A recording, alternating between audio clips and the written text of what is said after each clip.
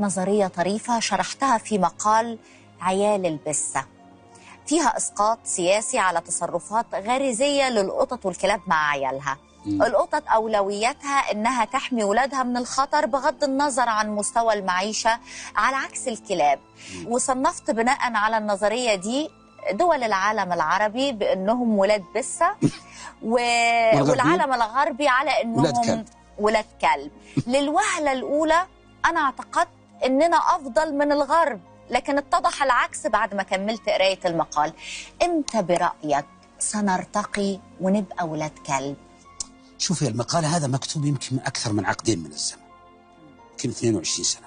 ندمت يعني؟ لا، غيرت؟ أنا وصلت إلى مرحلة أقول أنه سيجعلون هاجس الأمن أهم شيء عندنا يا أولاد البسة الغربيين. وحصل؟ وحصل. لا حطيت الحين إحنا بس نبغى نسلم من الإرهاب ذا اللي قاعد يجور والدول اللي قاعدة.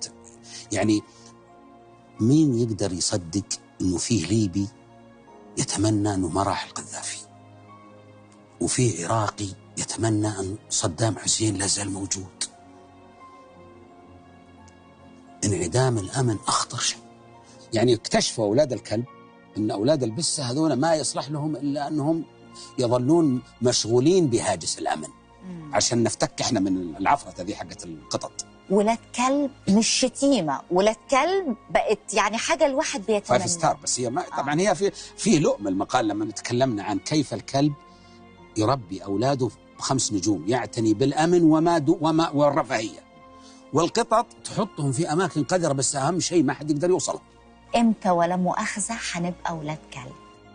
يا رب نبقى ولاد كلب. يا رب نبقى ولاد كلب. استغفر الله العظيم.